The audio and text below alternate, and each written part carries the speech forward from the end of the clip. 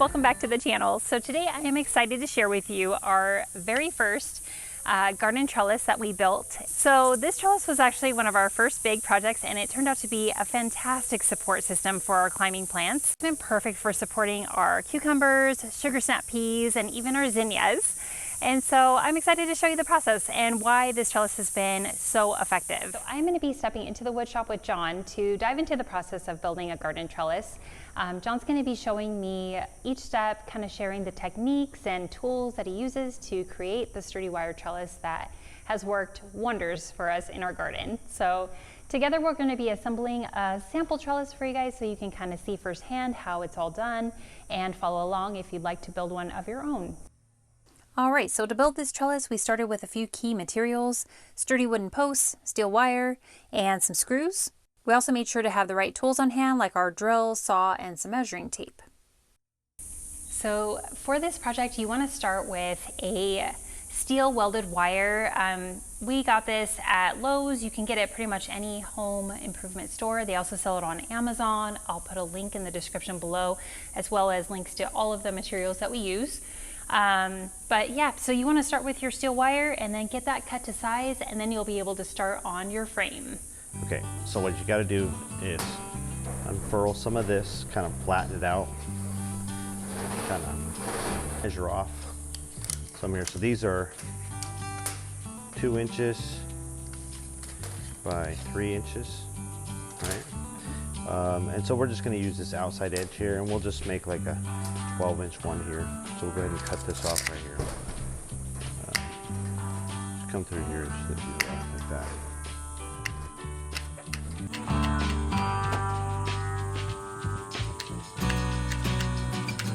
That's it for a wire. You can kind of straighten it out on the edge of something.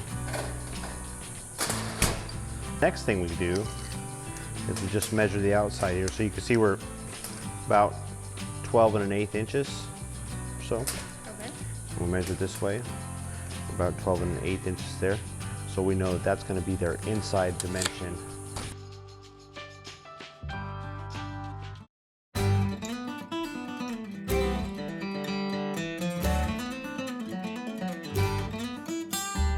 So now we know we need to cut our frame pieces, 4 pieces at 18 1/8 inch, as long as they're 3.5 inches wide. So let's go do that right now. Okay.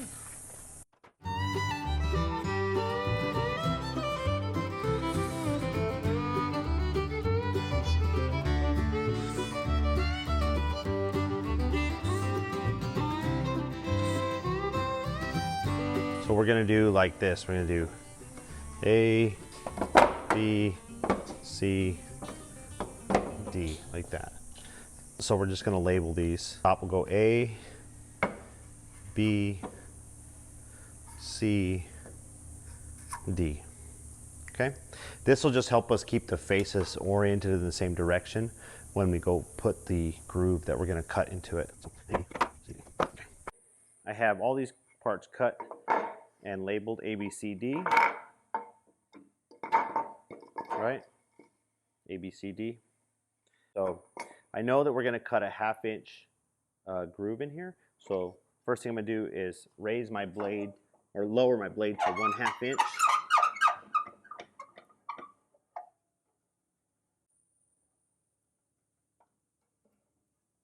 And I'll actually put like a 16th or a 32nd more, just to give myself some wiggle room. It's not too tight, but not too much, because then it'll get too loose. Okay, then the next thing I want to do is I'm going to take this and I'm going to basically find the center of this here. And I know this is 1.5 inches, so it's roughly about 3/4 of an inch. This thing is really wonky. As you can see, it's kind of warped and it's dried out over years. So you just kind of get as best you can. And now when I run these through, I'm going to make sure that the faces all get run in the same direction. So my A, B, C, D, I'm going to have that so it's running on the fence. So just get everybody situated the way I want them. Now everybody's situated. We'll go ahead and fire this thing up.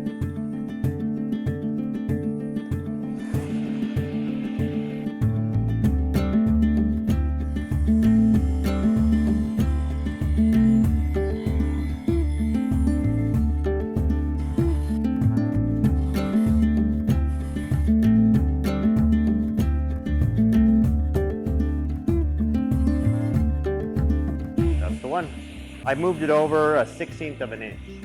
So again, it's based on your wire size. So depending where you buy it, the brand, the thickness, stuff, you're just basically setting this depth, run it one time through, and then adjust it based on what you currently have.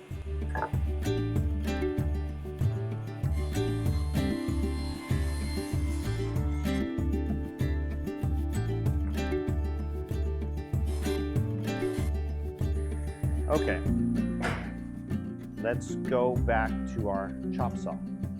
Make sure that they're the same orientation, right? So the A and C are on top. So I'll flip this around this way when I stack them together. Come over here, set our saw to 45. And I'm just cutting from the point straight across 45 degrees.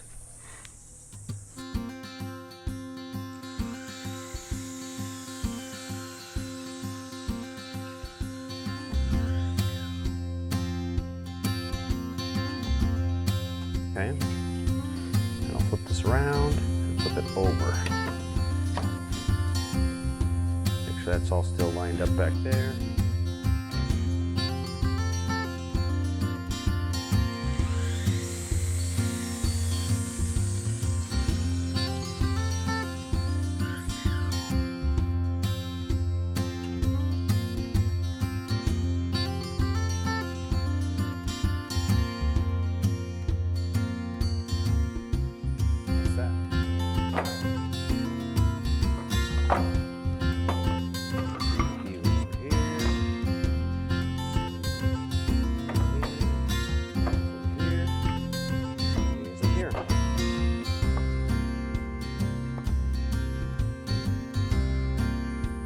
Let's take it over to the bench and go ahead and assemble it over there. Okay, so the next thing we're going to do is go ahead and assemble it. We've got all our pieces here. Let's see here, let's get this oriented. A, B, C, D, right? And we're going to screw these together. But in order to do that, you really should pre-drill the side that you're going to be putting the screw through first. That keeps it from splitting, and it also keeps that from separating. As this screw, if you just drive it straight in, as it hits this next piece, it'll want to separate slightly, and then it'll start screwing itself, and you'll have a really hard time tightening that together without splitting the end here. So what I'll do is I'll take this bit here, I believe this is like 30 seconds, and all you're really going to do is find one that matches the shaft of your screw, but still you can see the threads, right? So you're clearing a space for the shaft, but the threads are kind of still engaging. I find that's the best. This is a 2.5-inch screw. It's a ceramic coated deck screw, and it just has the number T20 tops because they don't slip out as easy. So let's put this in here. And I'll just do them from the side here like this.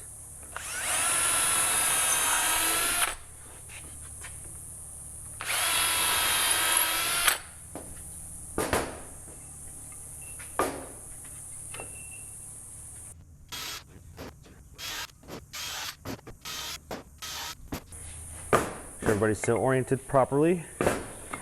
You can use a little bit of exterior wood glue if you want to try and keep these joints staying, I guess, tight as long as you can. But over time they will, just the shrinking and the heating and cooling and stuff, these will break down. But the screws are really what's going to hold that. Let's take our screening here and just make sure that it fits.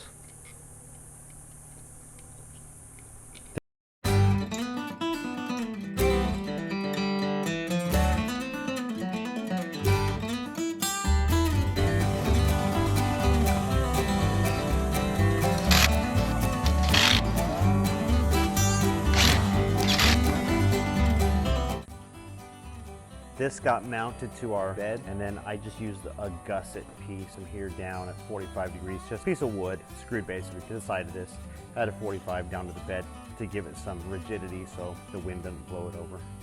But yeah, that's pretty much it.